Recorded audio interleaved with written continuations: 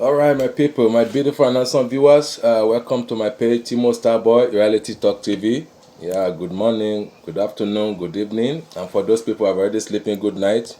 Yeah, happy Monday to you. This is summer, August. We are in the summer, in the middle of the summer here in Japan. So welcome to my page. You are all welcome. We have update for you guys. Update on Nigeria issue. That is Tribunal Court of Law. The petition in the tribunal. One stupid the lawyer that is defending a criminal. Is a criminal lawyer defending a criminal in the court of the petition. He was saying jargons. In fact, the man is an impesa. It's an impesa. His brain is touching. He doesn't know what he's saying. He said that the petition in the court of law, that is our tribunal, that is useless, that is not going to remove Bola Ahmed Tinubu. Of all the evidence they tender, before the court, that is very authentic, original, there's no faking, and he was saying that it's a nonsense, it's a wasting of time. Anyway, let me allow you to hear from the source, to the horse mouth. Let me allow you to hear from the horse mouth. So I will play you the video so you can hear with your two open ear. So and you see true what is the jargon this man is talking about. So let's begin. Okay, this is from Channel TV. So it's Sheun Otunbaloye is the host. Okay, let's go. This man is he called himself Ajibola Bashiru. I don't know where is Ajibola, his own Ajibola. This one Ajiboshi. Me, I call him Ajiboshi. Oshi, then they do for their own house. He's talking jargon, say nonsense. They say this man is a criminal and he cannot defend himself. And you are coming with your gutter mouth, with your the whole of your stinking mouth, saying that it is rubbish, it's a waste of time. So it's a waste of time for our judiciary to be sitting on the serious matter. You can see how people they are raising. They are just raising like a cockroach. Even cockroach is wiser than them. I don't know where some people brain is. They say somebody is forgery. He committed a perjury. He is writing lie. Telling lies on the oath. And you are saying our judiciary system is nonsense. Say they are just wasting time. They cannot remove the criminal. Who says so? Anyway, hear from the stupid man, that the imbecile man. So let me play his video. Okay, let's go. What implication does that have for your party? I don't want to engage in hypothetical question. This is not a hypothesis. It's hypothesis. The reason I'm a legal practitioner. Let me put the question, and you do not have the information, and I'm putting the information to you. Then so the information. Senator, if you allow me to land on my question, if you allow me to land on my question, this man is a senator. And information that Manan Laswell says is no longer interested in that nomination. And I'm asking you as a party leader, where does that leave your party? I say until I hear from the man in question. Because it's an APC man. He's an APC man. He doesn't know what he's talking about. So as far as I'm concerned, the question of the purported, and I use the word purported adversely, withdrawal of Malanose is still in the realms of speculation. And as a trained legal practitioner, I cannot act on outright speculation, which is not grounded in concrete evidence. What you are saying is in law, they call it hearsay evidence, because it does not come directly from the person that is affected. It's not an admissible evidence in the law courts. Well, I guess, do you feel when you got to Abuja? Some people, their brain is not working in Nigeria again. I saw it because of there's a difference between feeling they don't chop too much. Something. There's a difference. So it's not a matter of you believing it's rain today in Abuja or not. You saw that. Yes. So I'm a journalist. I'm telling you the information that I have. Share our program. If you are disputing it, that's fine. Let's leave it and let's move forward. So the question here is: God will bless you. The president I've nominated 48 presidents is different from what President Buhari did 42. That's what President Buhari did. And at the point in our nation, there are a lot of people thought that we need to have a slimmer government to cut cost of governance. What kind of light do you think this leaves your party, or Nigerians would see your party? You have a bloated cabinet at the federal level. You see, when you use the word bloated cabinet, it presupposes that there is a state of cabinet that is not bloated. That is, there is an agreed figure and number that is not bloated. Mind you, the Constitution provides that every state must have a nominee in the cabinet. So that means that by our architecture of our Constitution, there must be at least 37 ministers. If Abuja has a nominee, and for the first time in the history of this country, our President Bola Ahmed Tinubu decided to nominate somebody from the FCT, and the people of the FCT were happy. Then there may be some other peculiarities which may necessitate, because as of now, we have not even seen the kind of assignments that those ministers will be given, so you cannot be talking of over-bloating. Section 5 of the Constitution of the Federal Government of Nigeria vested executive powers in the president at the federal level. And he said this will be exercised by him directly or through some other persons like ministers of the Federal Government of Nigeria. So I think you should keep your gunpowder, and those commentators, let us know what kind of structure, what kind of assignment, what kind of responsibility the 48 people already assembled by Mr. President, and we do in that regard. Now talking about cost of governance. Cost of governance go beyond number of ministers. I am also an advocate of cost of governance, but the question is it the salaries and allowances of ministers that is actually the issue of cost of governance? My answer is no. Tackling the issue of governance, and I believe Bola Ahmed Tinubu is going to work on it, is about looking at harmonizing structures of our NDAs and ensuring those with overlap functions and some of them possibly with obsolescence function are scrapped away, so that we can have a trim agencies. The budget of those agencies are actually what occasion what we call the overbearing cost of governance.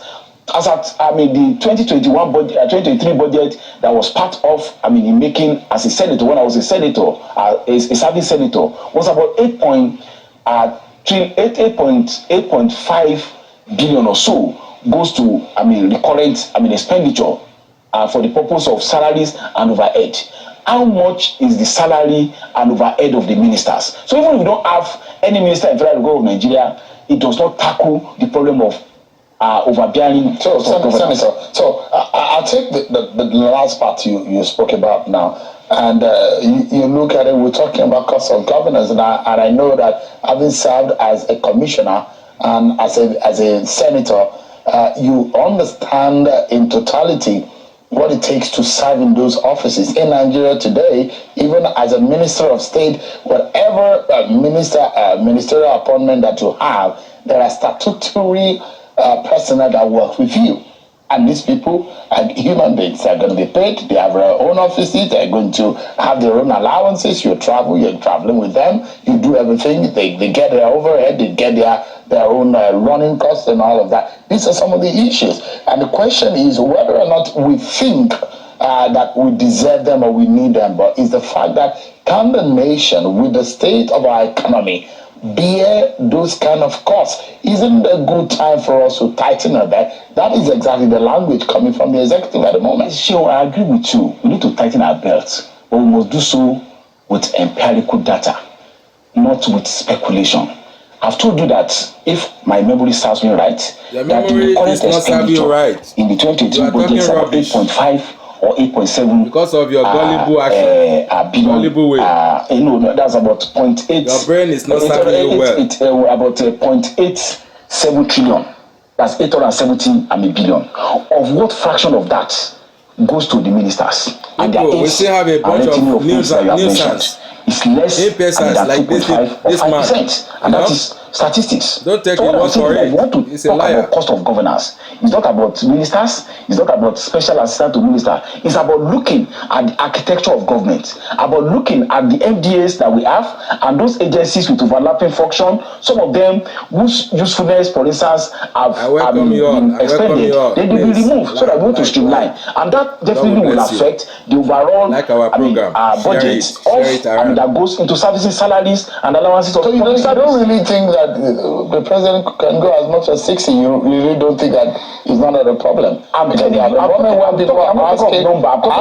totally what you're talking about. I'm saying in a moment where a lot of people are saying, show us an example of how you're going to cut costs. If you say we should tighten our belt, you should show from government. If we say that we need to cut costs of governance and we need to trim down the size of government, the last president had 42 ministers. This president is having 48. Does that show any sign of understanding that there is a need to trim the size of government? I think we are talking at cross purposes. If you live by the example, what I'm telling you, I'm the one asking the question. You are the one speaking.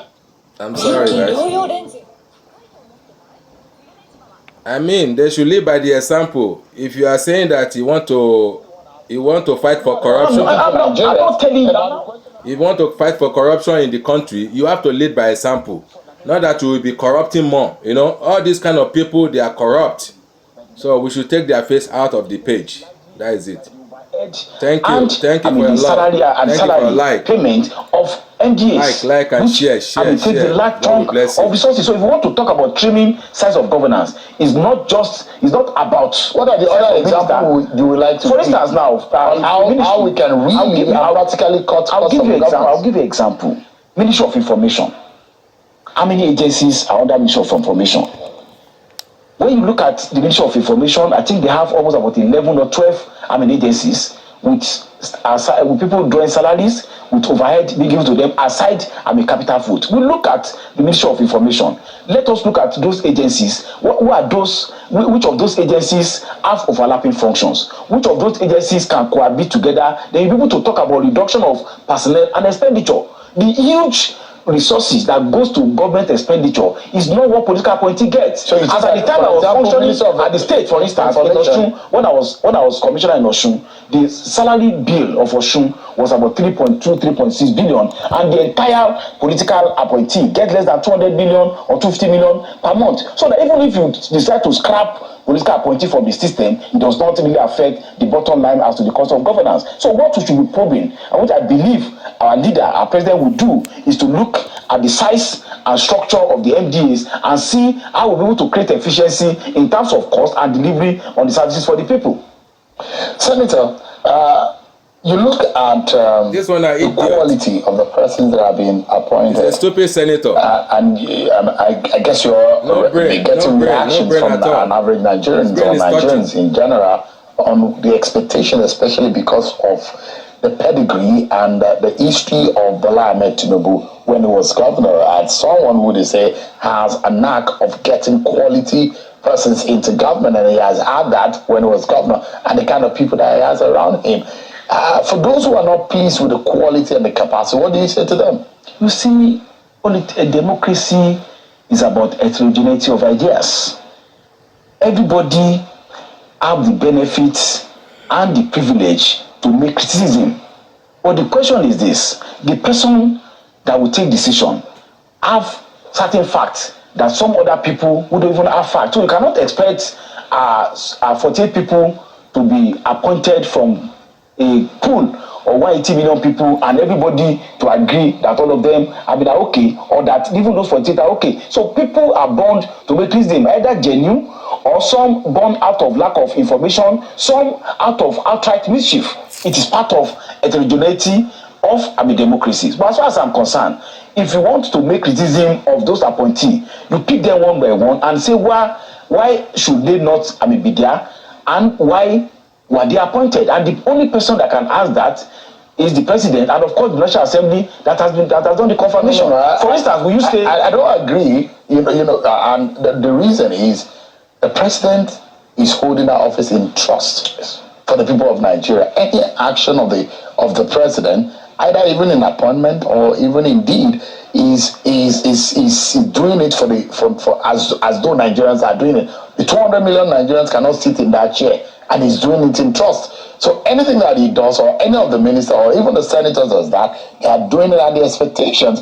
And I'm not sure that Nigerians are wrong for having high expectations of the kind of persons or the capacity with the enormous blessings that God has given to people of Nigeria. And they're expecting that those who, even there are 50 of them or 60, they must be the best persons that you find in each of the states. And if they say they are disappointed in some of the crop of people that are in that cabinet, don't they have the right? I see that. I agree with you. There's a heterogeneity of ideas, but the question is that by what parameter will you determine whether those ideas are not even that of minority? Minority thinks that this is the best cabinet Nigeria could get. That's the best. That's the best. Nigeria can get the best in every sector. Let me explain. He selected all rogues, all thieves. You see, and we have 200 million Nigerians, but only one person invested in the executive powers by our constitution. But Tinubu selected the best rogue, the best thief in Nigeria, and this man is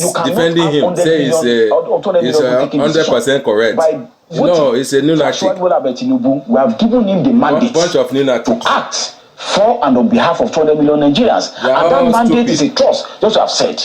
So the trust is there that is acting according to his oath in the best interest of Nigeria by putting those 48 men and women to serve in his cabinet. And of course, he also has the prerogative by Section 5 of the Constitution. This man that is talking is among the rogues, is among the thieves, is among the imbeciles we have as a Senate.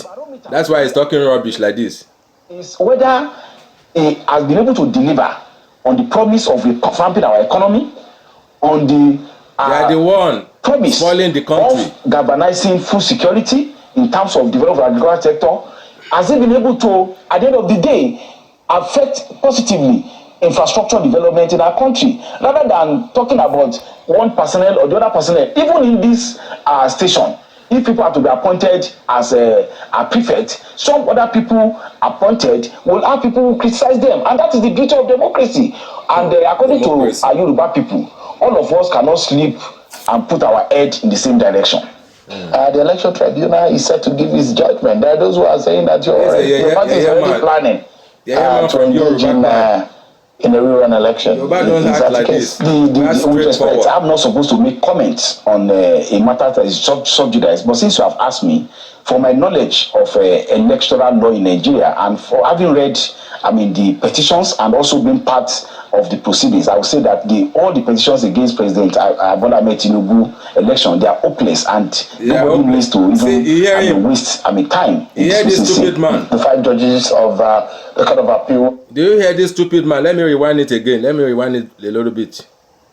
He said all the petition is hopeless and useless and wasting of time. That is what this idiot man, this stupid man said.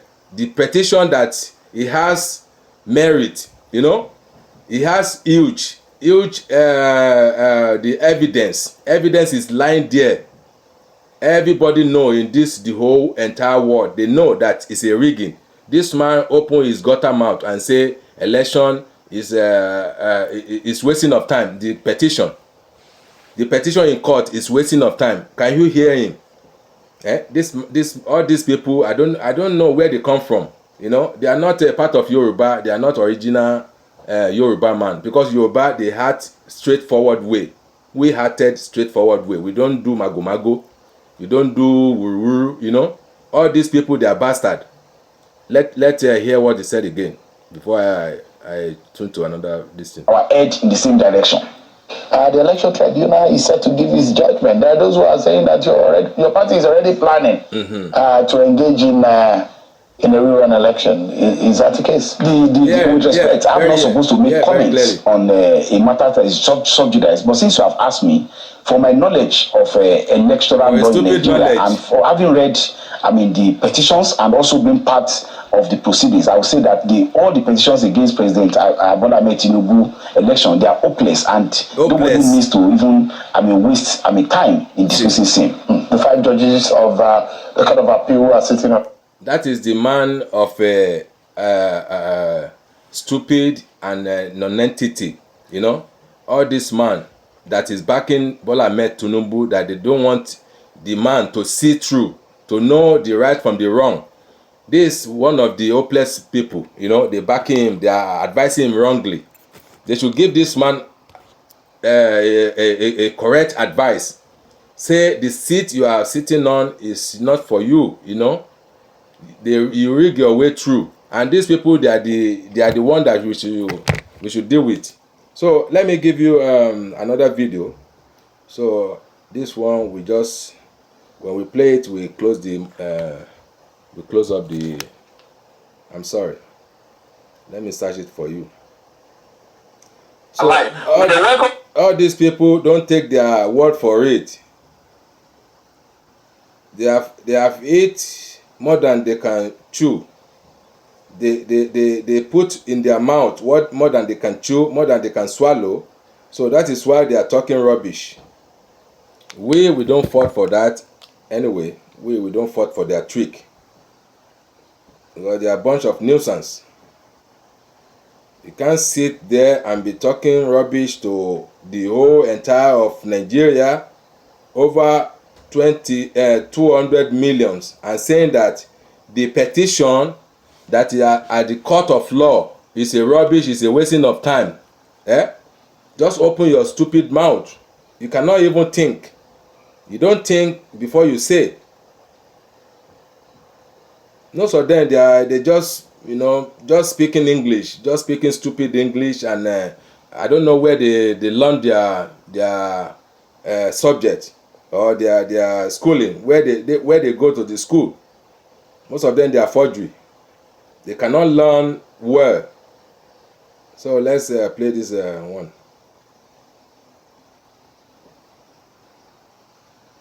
Hold on. Let me put it in on the Bluetooth so that you can hear very well.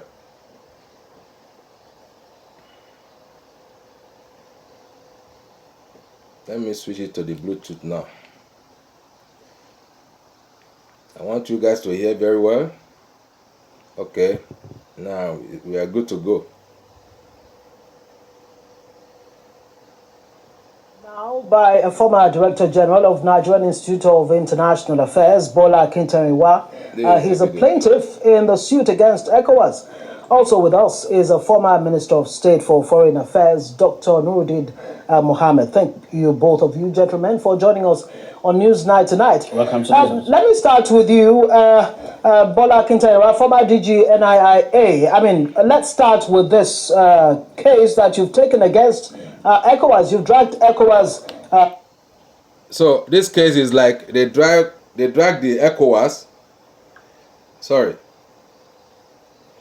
They drag the ECOWAS and the Bola Ahmed Tinubu to the court of law. Say it's an injustice to wage the war on the Niger, you know. It is not concerning them. And our senator, they have ruled it out. They say no, we are not ready for war. So why are you insisting on going to war with Niger? So that is why they sue them to the court of law. Say the law will take the course. So let's hear from them. In Niger Republic, tell us more about why you've had to take this step, and what do you hope to achieve with that? Okay, two questions in one. Why go to court? And what achievement expected? The case is in court. Concerning the need to go to court, there is the aspect of history, and there is the aspect of history is that we have easily forgotten, the lessons of the past. We do not want to learn lessons from the past. We do not want to quickly recognize that the time you begin. I'm sorry, guys. Let me pause it a little bit. So we are streaming on our 2 pages today, Facebook and YouTube. Please join us in both page, and we follow and like and put your comment below. So anyway, let's continue the video. Thank you. God will bless you. Amen. But never can you tell when the war will come to an end. when I was speaking with a friend, a colleague, Professor Femi Adegulu, we were looking at how the Second World War started. You know, the Western at that time warned Japan not to think, never to attempt to attack Manchuria. But Japan never listened. In fact, Japan did precisely because they are superpower then. They believe in their power. Japan, after doing that, decided to withdraw from the League of Nations. Italy was similarly cautioned not to attempt to attack Abyssinia, Ethiopia. But you know what Italy did? Italy attacked. Fortunately, you know, Haile Selassie pushed them back. But Germany too, for a completely different reason. Germany was not considered to have equal status with the Western countries, and Germany was so annoyed.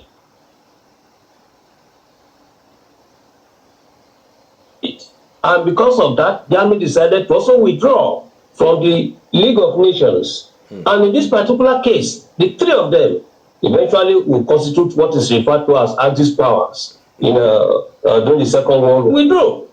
The outcome of that, we all knew, that was the beginning of a Second World War. That's the starting point. That look, when we warn against trying to go to war, it is not simply because no goodness in war. You can go to war when there's a case of legitimate self-defense. International law clearly provides for that. But when, for instance, your vested interests are at stake, when it will be detrimental to your own foreign policy interest, your selfish interest is not. So the first basic rationale for considering to go to court is to prevent Nigeria from being further enslaved in particular, and ECOWAS in general, from running into a trouble that it will not have control over.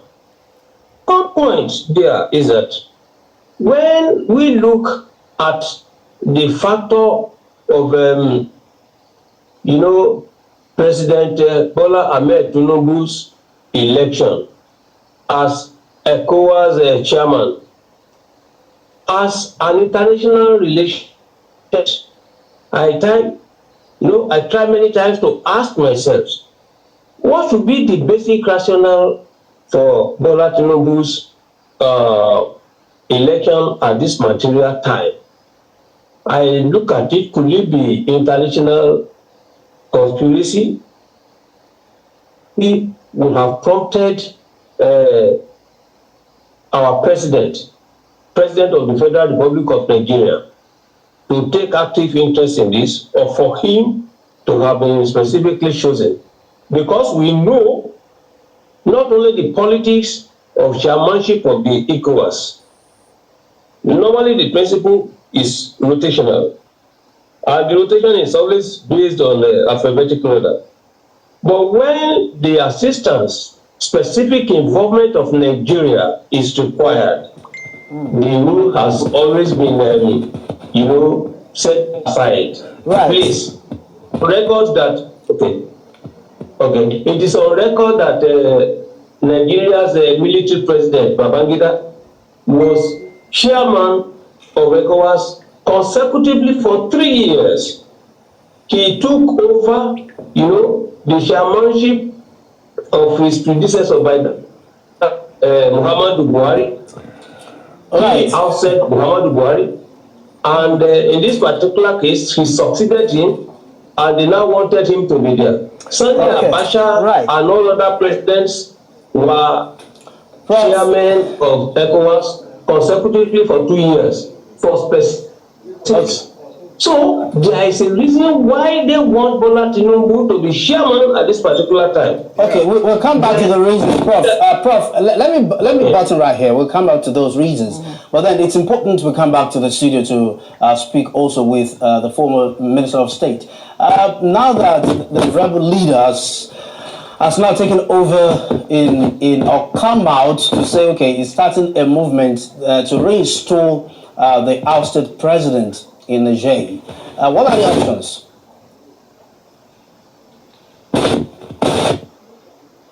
Former Minister of State. This is for you.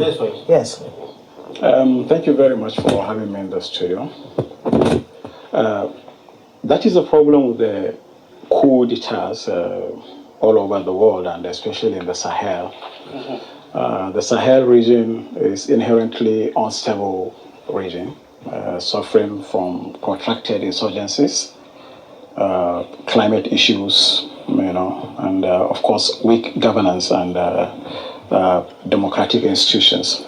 So the fear, of course, the general fear is illegitimate takeover of power will enhance this vulnerability, and you will start seeing these players who hitherto who have the intention to do, but are constrained by the general stability in Niger in this case, now seeing these opportunities and bickerings back and forth between the regional bloc, the sub-regional bloc, EU coming in, Russia peeping in, the ECOWAS itself getting balkanized, across ideological and political lines. You already have 4 juntas now speaking as a bloc within the ECOWAS bloc.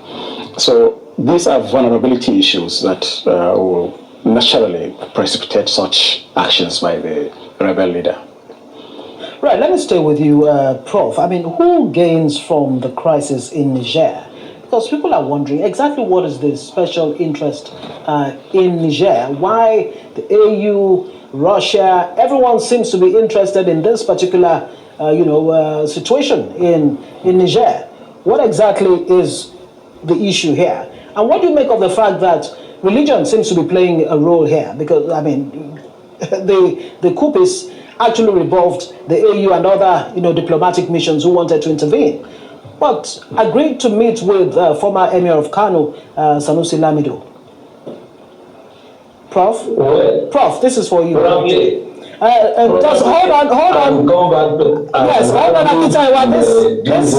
This is actually for you. Yeah, but this question actually goes to Prof here. Former Minister of State, please respond to that. Okay.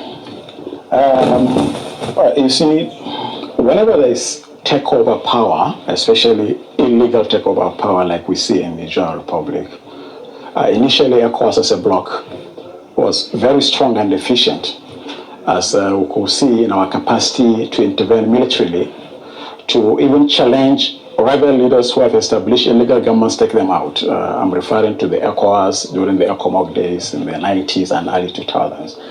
And then we came to the 2000s, up to 2010, last decade, where ECOWAS had capacity to actually stop the coup process.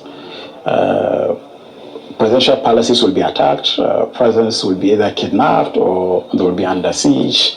ECOWAS had the capacity, had the authority to send in delegations to be received by the juntas and to negotiate either outright bringing back of the deposed president or to establish constitutional order. But we have seen a progressive weakening of ECOWAS in which now ECOWAS coup leaders are belligerent enough to even rebuff seeing any of the formal delegations sent to engage them, and that involves the EU, the AU, and elements from the United States. So I think being receiving the Emir of Kano, the 14th Emir of Kano, is not as much a religious gesture as it is a belligerent posture by the coupists that, look, we're not entertaining any of these regional bodies, we're not entertaining any of these big P5 countries of the United Nations Security Council, as it were, from Europe and the United States, we are setting this agenda in our own terms. We are engaging in our own terms. If you demand I receive delegation from ECOWAS, you have an agenda. If you demand I see a delegation of AU, you have an agenda. But if I demand, I will dictate who I see. I'm trying to dictate the two. And I see this as a move by the coup leaders in Niamey to take control of the initiatives rather than outright religious gesture. Okay, Professor Akintanwa, let's get back to you. Rosa-Bola, the rebel leader in Niger from 1996 to 2007, please share our program, was a minister of tourism in the country. God will bless you. No doubt, he should have had some contact and then we must continue fighting and win. That could work for him. We are going for win-win. What do you make of this? How can he take advantage of this to achieve his goal in Niger at this time? All these bastards must go. They must go. How can we take advantage of what? Of his network after being a minister from 1996 to 2007. If I do hear your question very well, can you hear me, Prof? Can you hear me, Prof? How? Okay, I'm hearing you very well. Yes, Rosa-Bola, the leader of the rebel leader in Niger, used to be a minister of tourism in the country. How can he? How do you see his experience as a politician of sorts playing out in this case for his goal? Well, that can play out very well if the purpose of intervention going there is with the wishes of the people. It's as simple as that. You see what is there. You can have experience. No matter the experience, if the experience conflicts with the purpose of the military coup, if it conflicts with the purposes for which the Nigerians are supporting the coupists, there is not much to expect from whoever is coming to mediate. What is here? What many people, many observers are actually missing as a point is that there has not always been differentiation between military-sponsored coups and civilian-aided or abetted coups. They are not the same. This is why, for instance, you see, in the case of Mali, it was more or less a civilian coup. The Malians were on streets demonstrating protest against Boubacar Keïta. It was when it was degenerating, especially at the level of the June 5 movement. It was at that junction that the military came in. When you go to other places, the same story. The people now are taking more interest in the political governance of their country. But the ECOWAS, the African Union, does not appear to me to be factoring into their strategic calculations the position of the people. Exactly. So this is where we should bring in Dr. Mohammed. Yes, let's quickly bring in Dr. Mohammed. Speaking of ECOWAS, there's an extraordinary meeting planned for tomorrow. What options do you think lay before ECOWAS that will best, resolve this issue in a way that doesn't escalate? What are the options before ECOWAS? I will take off from where Prof exactly stopped and how ECOWAS need a holistic view of the situation, factoring in local sentiments, larger geopolitical issues, and then, of course, the geography, the West Africa, where we are now. Some of us were involved in these coup negotiations in most of these countries, in Mali, in Guinea-Bissau, in Burkina Faso, in Guinea.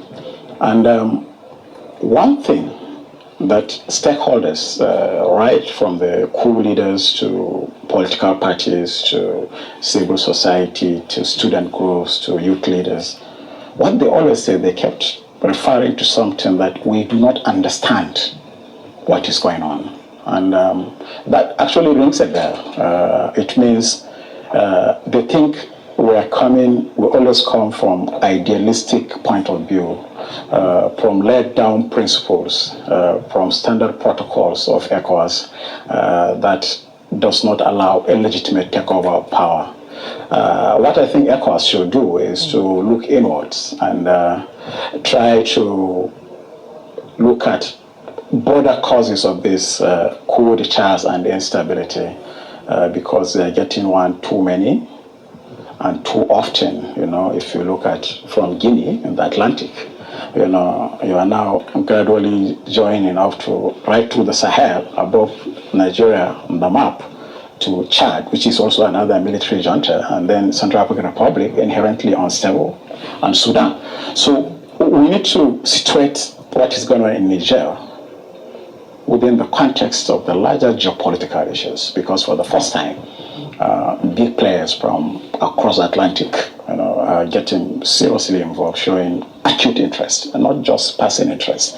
And I would like to link all these attempts at rebellion as one of such influences. If there are G5 countries, P5 countries in the United Nations Security Council, about 3 on the side of the democracy with ECOWAS, and then about 2 are on the side of the coup and Nigerian people. And you always see the coupists, becoming masters of their own game, playing the politics that the politicians do also, holding rallies, showing up mammoth crowds. So all this to draw attention to ECOWAS that, look, there's something happening inside that you people don't look at. And I hope ECOWAS was the cognate experience there, over 50 years of leadership at presidential level, will be able to see some of these things as they are. Yeah, Professor Akitera, Dr. Mohammed just told us what he feels ECOWAS should do.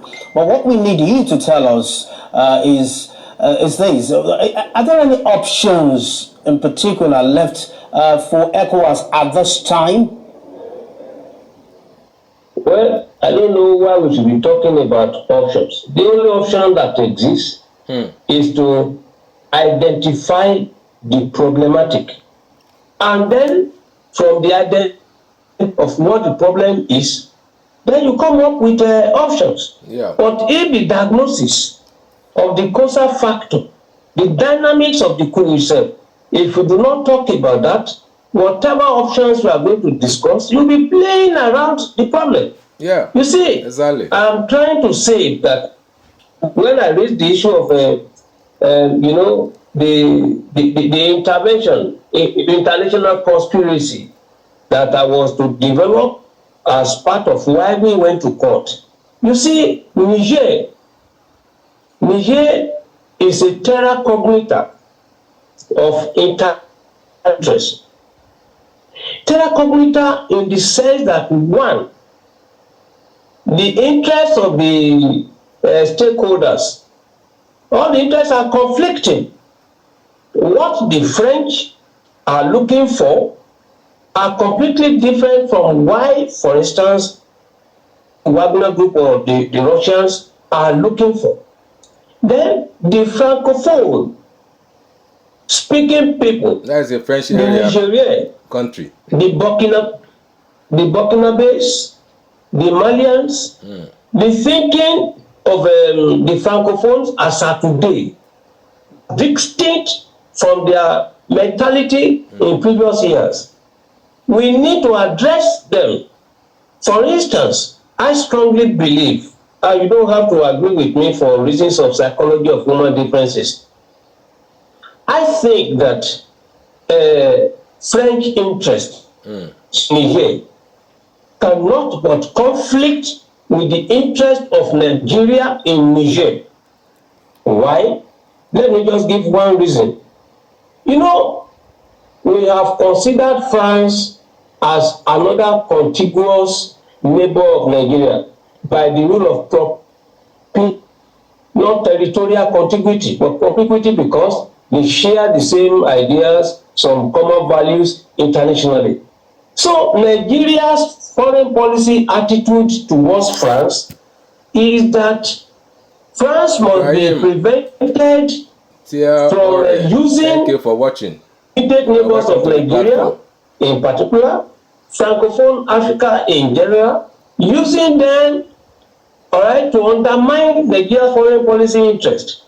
And then France, reciprocally too, has a policy of seeking to undermine by whatever available in heaven and on earth. Yes. That Nigeria does not have the capacity to frustrate, to undermine French interests in Francophone Africa. So you can now see that when yes, unfortunately not. So this is how we have it. So like I always say, you are the judge. Just put your comment below, you know, judge on this video and what is going on around Africa. So we will surely bring more updates because there is a lot of chaos in Africa now. The whole Africa, entire Africa, we have a problem.